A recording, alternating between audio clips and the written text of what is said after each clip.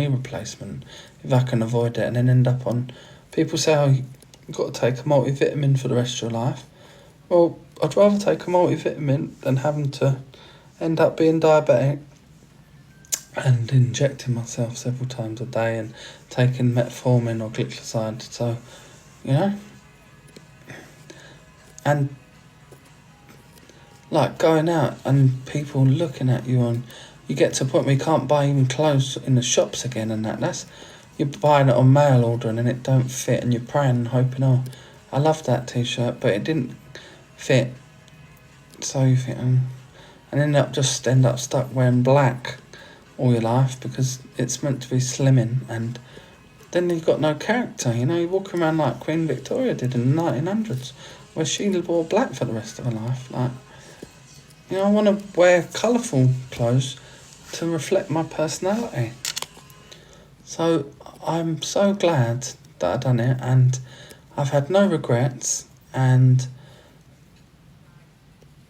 even if I lost £2 or £3 every week for the next year, that's £150, that's £156. Yeah? £156, that's the majority of my target there. Just from £2 to £3 a week. People that are saying about exercising, that, you've got to realise there's two factors there. Craig, thank you so much. Thank you, Craig. Thank you so much. There's two factors there. Riding a bike, it's a bit too much for my knees right now. I've got to get back to mental size. I haven't exercised for, about 8-10 months? Yeah? Thank you, Craig. Thank you so much. So I've got to get back into that. Plus, tomorrow is the 6 weeks. That's it. I'm back. I can go back to lifting, going about my business. I can dig them trees that I want to put in for my mum. So when I was doing my recovery stage, the amount of people that were trying to rush me, I'm walking. They don't consider the walking. They want me to do physical exercise, which I'm being advised to rest while I'm recovering. I'm recovered. From tomorrow, I'm recovering. I'm going to go swimming. And that's that. You know, people say to me, we don't see you exercising, because there's so many weirdos on here. I'm not going to take people out and walking and someone's like, oh, I know where you are, this, that and the other. Just because I don't post that I go for a shit, does that mean I don't shit? Do you know what I mean? Like, yeah, I'm getting good results. £3 last week, 2 before that, 3 before that. That's adding up. That's £8 in the last 3 weeks. Keep building it up. If you was to aim at £7 a month, that's still good. Like, I'm not comparing my journey to anybody else.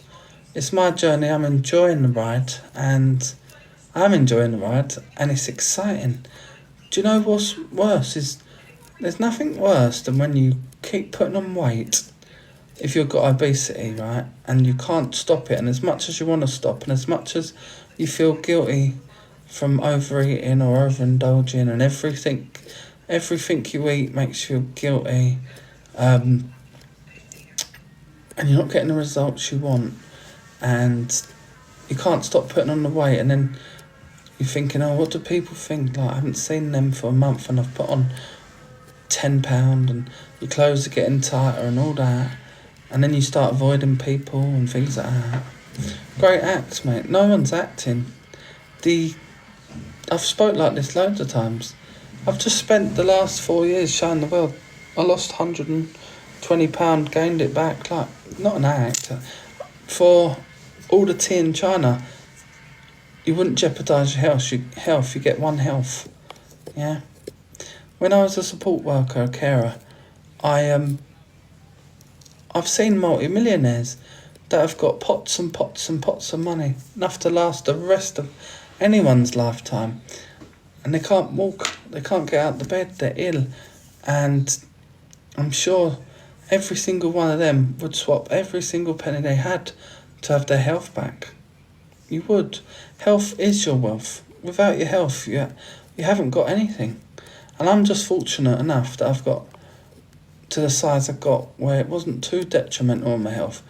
But that's when I'm younger. But it might not be the same story 2 years, 5 years down the line. So the sooner I can nip this weight in the bud and get control of the weight, I don't want to end up with a heart attack or a stroke.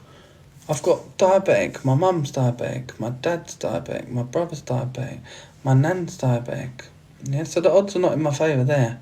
And yet I've carried this weight and so far I've managed to avoid it. My granddad's got a heart problem. He had to have a pig's valve put in. His dad died of a heart attack. His grandfather died of a heart attack. So there's, and carrying extra weight is not good for anyone's heart.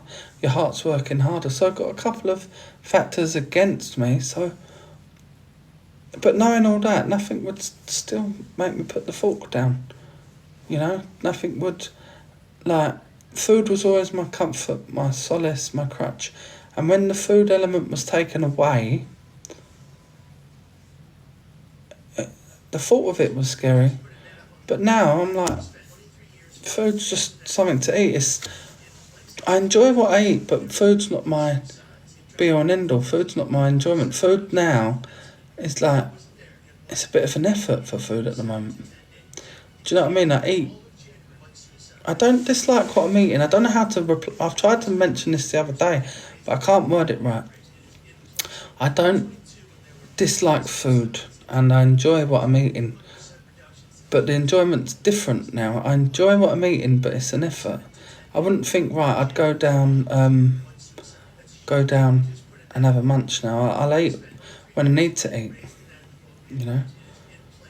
I was scared to have the surgery until the day before. And then I was so excited. I was on live and a lady come in and she was like, I'm so excited for my op, and I've come off live and I thought, they're excited and here's me nervous, and yet this person's really excited. And that just changed my whole mindset. Just that one person coming in and just say they're excited just changed the whole process for me. All the way up to the operating table, I was excited. And you can ask Gracie. She was like, I can't believe how calm you are. It must feel so nice to not stress about food all the time. That's how I feel. I was always stressing about food. I was always guilty for everything I ate. Everything I ate, I felt guilty. I could eat. I could go out to the carvery, have a great big meal, and then an hour later I want to eat again. You must be struggling mentally, losing your coping mechanism. No, I'm not. I don't feel like I'm struggling. I'd be honest, say I'm struggling. I've been in good spirits. I've been laughing. I've been joking. I spent 5.5 weeks indoors, and then twice this week I've gone out. And look, tomorrow's my first day of being able to go swimming, and I'm here. I'm going swimming. I'm excited. I'm looking forward to the summer. I've got Adele tickets for August to see her in Munich, which is going to be great. I'll be able to get up and dance. I'm not going to be exhausted. I'll be able to go to Germany for the first time and walk around and enjoy it. I got the tickets right at the second day at camp. I was so lucky, I got them. I'm taking my family for their birthday presents, because we've got so many birthdays in August that I'm taking them for their birthday. And I said, that's your birthday present, because obviously I ain't going to be able to afford that, plus the hotel and then their birthday presents, you know what I mean? So that is their presents. And I think that's a lovely present, That is a lovely present to give someone. It's a memory. I like birthdays that are memories. You're not going to remember that top your mum bought you 15 years ago, are you? But you might remember.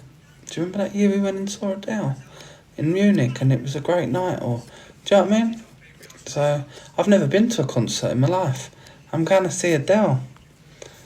Right, and we're going to make a little holiday out of it. And I'm thoroughly looking forward to it.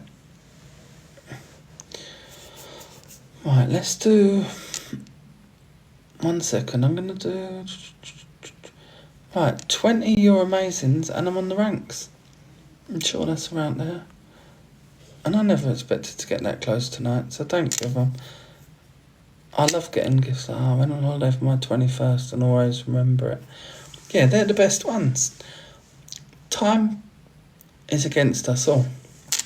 Unfortunately, tomorrow's never promised. You see marathon runners, fit as a fiddle, go running, finish the marathon, drop down dead. Like, tomorrow's never promised. And I'm so excited for this new chapter in my life. I cannot tell you how excited I am to get to the weight. And because, when I dropped that 120 pound on my own, I dropped it by eating food, yeah.